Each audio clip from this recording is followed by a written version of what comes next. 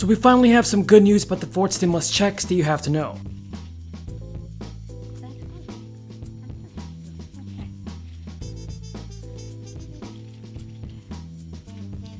Good morning, everyone, and a good morning it is.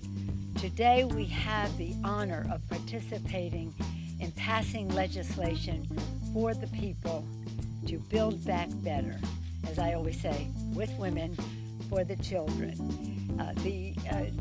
This occasion would not have been possible without the vision of our great President Biden. He has said that the infrastructure bill was very, very important, and we agree. But it was not the sum total of his vision for how we do build. And building back better meant building back with many more people participating, and with environmental justice, with home health care. The list goes on and on. One thing I'm particularly excited about is family and medical leave, and that is a fight that we have always been engaged in for a long time. Steny and I and Kyron, we were here when the family and medical leave passed, unfunded, and now we have it funded. So for these and other reasons, as Mr. Hoyer said at the beginning of his remarks, we'll be telling our children and grandchildren that we were here this day. You were reminding me of St. Crispin's Day speech when you were saying that. And our distinguished whip, Mr. Kyron, talked about the three legs of the stool, the rescue package, the BIF, and now this bill being the infrastructure of our future. And of course, our distinguished chair of the Ways and Means Committee, who held down the fort for such a long time, but including last night, Mr. Neal, quoting Daniel Webster, and our responsibility to act. So for us, it's about not just about legislation, it's about values, and the values that this legislation represents for the people. With that, I'm pleased to yield to the distinguished. So lawmakers have proposed a new plan that will temporarily boost the Social Security beneficiaries until the crisis is over. This will give us more stimulus checks and specifically help out our seniors. So the IRS has confirmed that over 80 million Americans will be receiving an increase in benefits. We have a ton of good news about the fourth stimulus check that you have to know, folks, so be sure to stay until the end of the video. So Congressman John Larson is the chair of the subcommittee on Social Security. He recently released his 2021 version of the Social Security 2100 Act. Now this would increase your Social Security benefits, everybody.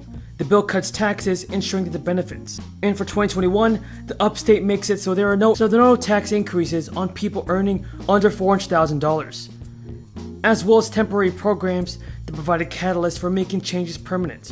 Now for 2021, the maximum wage that can be taxed is $142,800. But for 2022, it will go up to $147,000. And money earned past that cap is not taxed for Social Security. Now these enhancements are only designed to last for the next 5 years before disappearing. The changes protect low-income workers by setting the minimum benefit 25% above the poverty line. And Social Security is designed to help seniors enjoy their retirement, and on average, only replaces about 40% of lost income due to retiring. If this bill goes into law, everyone receiving Social Security will get a raise in their benefits by about 2%.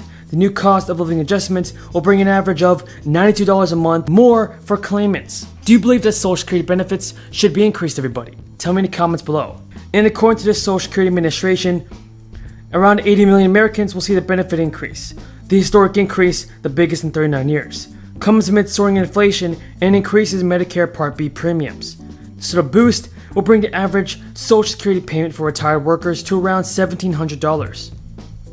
Plus, millions of California residents just became eligible for a Golden State stimulus check earlier this year. That's when Newsom signed the stimulus bill back into law. And the $100 billion package ensured that 2/3 of adult residents could get the direct payment. But not everyone has received the check yet. And folks, first and foremost, residents have to have submitted their 2020 tax return before October 15th to be eligible for a payment. And the initial round of payments were primarily comprised of direct deposits straight into the beneficiaries' bank accounts, because this was the faster payment method. However, the California Franchise Tax Board has confirmed that the vast majority of these have not been sent out. Did you receive your third stimulus check yet? Tell me in the comments down below. And between now and the end of January, hundreds of thousands of California residents will receive their physical stimulus check. That's totaling between $600 and $1,100 per person. The statewide distribution effort has been a massive undertaking for the California Franchise Tax Board, so the payments have been split into a series of waves. So far, more than 6 million checks have been sent out. Those payments represent around $4.1 billion of the $12 billion slated for the scheme that Governor Newsom touted as the largest state tax rebate in American history. And with checks going to around 15.2 million taxpayers, there are still approximately 7.5 million payments to go. Around 9 million people became eligible to receive the $600 direct payment after the requirements were expanded in July. Everybody, thank you so much for your support. And if you have any more questions about the fourth stimulus payments, leave them in the comments below. Well, Americans are at this point of the year having to make some tough decisions, hard decisions for American families. It's whether they can afford to pay to eat or whether they can afford to pay to heat. That's what they're facing this winter. And this is a direct result of the policies of the Biden administration. Yesterday, we had Senator Bozeman, who talked about the cost of the Thanksgiving dinner and how that's going to be at an all-time high. It's even if you can get what you're looking for. There was a front-page story today in the New York Times, I think, about the shortage of pies for Thanksgiving dinner. But people have now been facing more and more problems with regard to energy. Throughout the summer and into the fall, they've been paying much more at the pump, about $1 a gallon more for gasoline. So if you want to get to grandmom's house, that's going to be tougher. But now, as cold weather is coming in, it's going to be much tougher to afford the cost of heating your home. And the administration says absolutely right. The heating costs are going up, but they have no solution to the problem. So we have here what you'll pay more this winter to heat your home in terms of propane, heating oil, natural gas. This is if we have an expected increase. But if this winter is colder than expected, you're talking about dramatic increases in the cost of propane, heating oil, and natural gas. And remember, half of all homes in this country are heated with natural gas. Americans are going to be paying the price. So a television commentator asked and interviewed the Secretary of Energy what she thought she could do about it. She laughed. She said it was a hilarious question. Hilarious. What could she do? What has the president been able to do? Well, he went to Glasgow, Scotland, and he basically begged OPEC Plus, and Plus is Vladimir Putin and Russia, to produce more energy.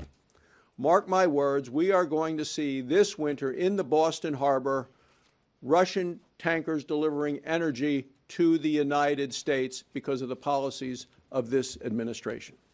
And what are the administration going to do legislatively? Well, they have this massive tax and spending proposal out there, and it is the Green New Deal with added regulations, added taxes, all the sorts of things that are going to drive up the cost